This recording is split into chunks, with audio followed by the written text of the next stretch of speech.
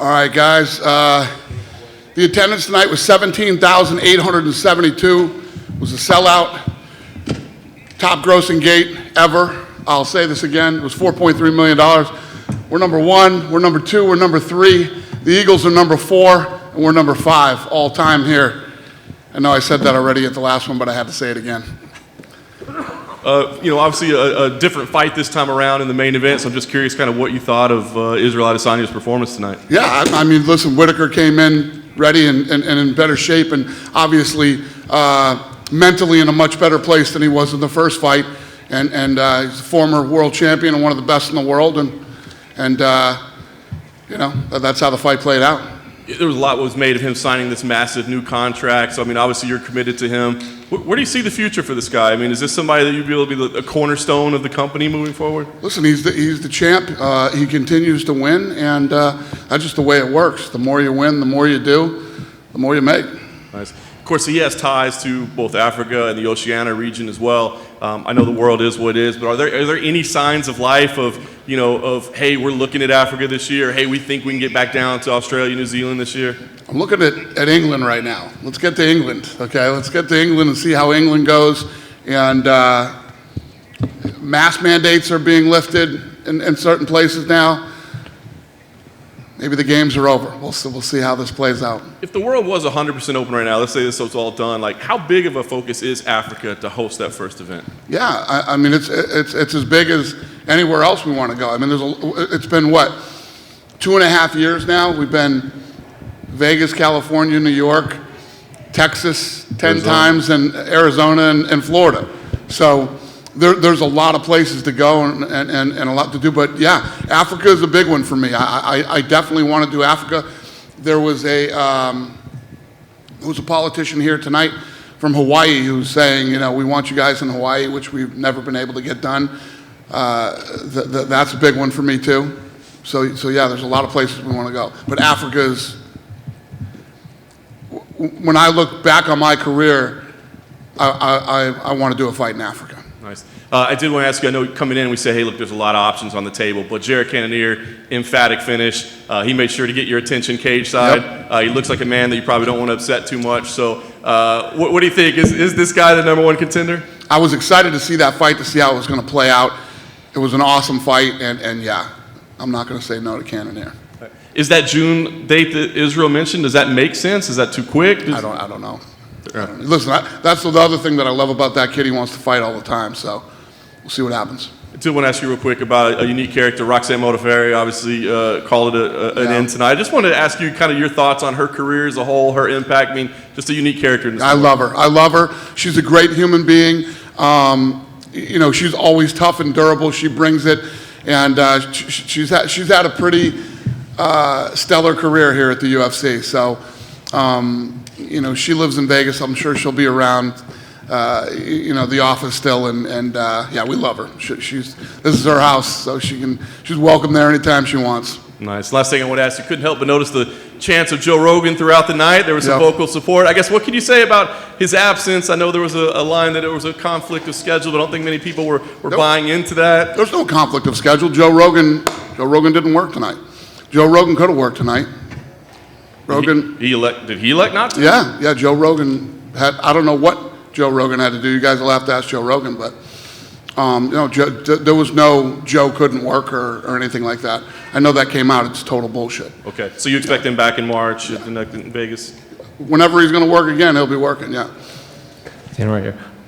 Did you announce the bonuses at the beginning of this? I did not. Thank you. Cannonier, Tai Tuivasa, and the Andrade fight was fight of the night.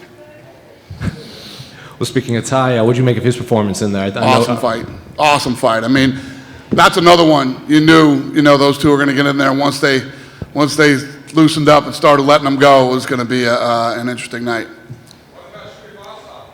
Tuivasa, he looked good. He won. He won the. No, he wants you to won the bonus. He wants you to do that shoey.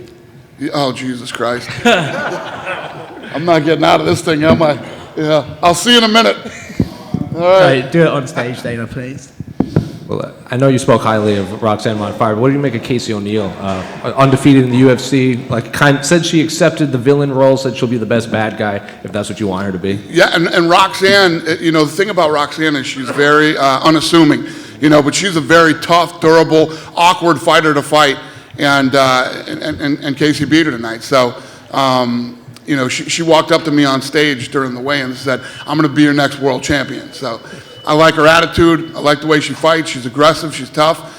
We'll see what she does. Then one more. What would you make of Bobby Green's performance? The broadcast said he looked better than ever against a very tough Nazareth. Yeah, he looked slick. He looked fast. Had the crowd on his side tonight. It was almost like he was from Houston. It was interesting. But no, Bobby looked good. Dana, going back to Tai, he was ranked number 11 before this fight, and he just beat number 3. So does he immediately go straight up to that sort of level, like the top tier of the heavyweights? What's the question? He beat number 3 ranked, so does Yeah. that mean he's guaranteed to be up with those guys, with the Cyril Garns, with the Francis Ngannous? Well, you guys are going to rank him, but yeah, I mean, he should be, top 3, top 5. So wherever he shakes out in the rankings, yeah, he'll be mixing it up with those guys. Were you surprised at his ability to take some of those punches from Derrick? No, he's got a good chin, man. I knew that those two were gonna bang it out. Somebody was gonna get caught with something, but the elbows look good. He did take some big shots, and tonight was his night, man. He looked good. Dana, over here. I'm fascinated to hear your thoughts on, in boxing, this whole heavyweight debacle we've seen over the last couple of weeks, right? I know that that's something that's kind of close to your heart because people won't shut up about Fury versus Ngannou. But what did you make of all of this talk and all of this stuff happening at the top heavyweights? And is that kind of indicative of the problems you've spoken about in the sport? Yeah. I mean, these guys are. The fact that they're even talking about our guys is shows you where it's at. Boxing's been a mess for a long time, and it isn't going to get straightened up anytime soon. Will you be rooting for Dillian White and Anthony Joshua? Because if you have to work with a boxer for Ngannou later, you'd rather work with Eddie Hearn than Al Heyman or Bob Arum? I'm not doing jack shit with Bob Arum. But the other two guys I like. I like Al Heyman a lot, and I like Eddie Hearn very much. Dana, I'd be remiss if I didn't ask you, a song came out a couple of weeks ago about yourself by your good pal Jake Paul. Have you heard it, and what's your thoughts? I haven't seen it yet, no. Is it good? The music video is pretty intense. Chris Cyborg's in it, Antonio McKee's in it. What's intense mean? Is it good? It's a pretty good song, I think. Yeah, you like it? The lads over there didn't help with it, no?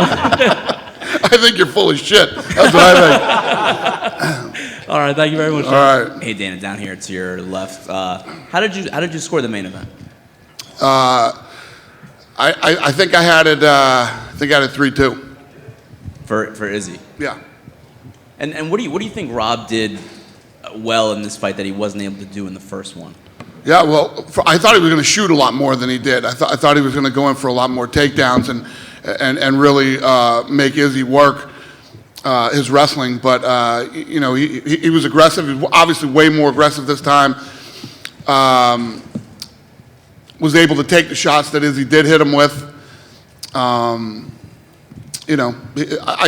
think he looked physically, mentally, and emotionally stronger in this fight than he did in the first one. You could tell in the first fight he was dealing with some issues and probably didn't have a great camp. And Obviously, he's lost twice, but could you see? I mean, could you see a path where he could get a third fight if Adesanya is still the champ?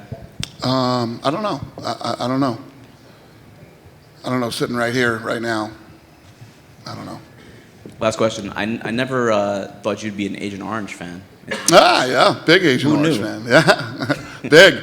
AL3 played it for me tonight in there too. I know that's what made. Is that funny? I didn't think Dana had a punk these days. Yeah. Who knew? I was a punk once. Any other questions? Go ahead, sir. One more. Yes, sir. Derrick Lewis, he's always been a fighter that comes to fight, but he seems to always come up short just a little bit. What does Derrick Lewis play out in the landscape? Well, he doesn't always come up short. I mean, not always. Up until tonight, he was the number 3 ranked guy in the world, which is a big deal. He's got the most knockouts in heavyweight history.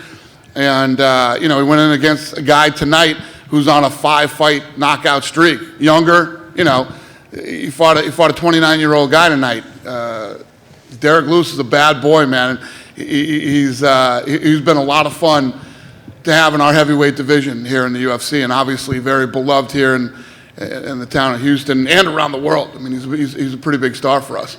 And I would say the exact opposite. If you looked at Derrick Lewis coming into the UFC, I don't know if people would have expected him to do what he's accomplished here. He's become a huge superstar and done some pretty great things.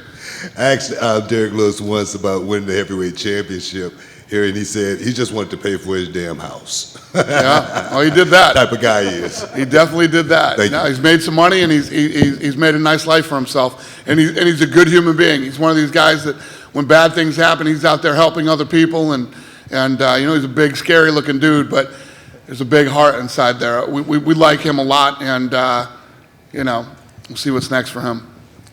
Dana, right in front of you, back here. Yep. A lot of talking about the heavyweight division. Obviously, you said you had met with Francis. Is there any update on John Jones or Stipe? Is that a fight that we could see those two? Yeah. I mean, we'll see here pretty soon how this all plays out. Jones, Stipe, Francis, and Tai now too. So, Thanks. thank you. Hey Dana, just at the back over here, Yep. mate. We didn't get to see you after 270, and I just wanted to ask you about Brandon Moreno and Davison Figueiredo. I mean, I think nobody would complain if we saw those guys fight on every single pay-per-view. But do you think we'll see a fourth fight? So he was just asking me if Adesanya and Whittaker would fight 3 times, and I'm like, nah, I don't know. I don't disagree with you, man. I mean, that fight for a 4th time, and I don't think anybody would disagree. I don't know. I think the fans want it too. It's crazy. It's one of those freak fights that just works 4 times, 5 times, 10 times. I don't know. We'll see. The bantamweight division as well is on fire at the moment. How impressed were you by Kyler Phillips and Douglas Andrade today? Yeah, no, I mean, the card was great. It was a great night. It was a great night of fights. Everybody. Dana over here. Yep. Houston seems to be a really easy spot to host these events. Do you see us I coming agree with back? you, sir. Do you see us coming back here again this year? I don't know. I don't know but probably. I don't know. We'll see. Again, we'll see. I told you guys a year ago, 2 years ago, whenever I told you, be Texas, Vegas, Florida for a while. So I was right. But like I said earlier, it seems like things are loosening up. So if that happens, start traveling around and having some fun again. So hopefully that's the case. Hi, Dana, over here. Do we have an update on who the first full send fighter is? Yeah, it'll come out on the show. Looking for a fight. Awesome, thank you. Thank you. Dana, just this week, Vegas is now open, no mask mandate anymore. Yep. Any plans? You mentioned maybe some more traveling, but any immediate plans for maybe moving some of the UFC fight nights in Vegas to allow more people, or? Yeah. You mean more people in the Apex? In the Apex or another venue, or? Yeah. Sorry, how much more can we open up the Apex? How many more people can we fit in there? Well, we're working on getting up to 750 in there. So. There you go. Nice. It's in the works. Nice, thank you. All right, buddy. Thank you, guys. Everybody have a safe trip home. Good night.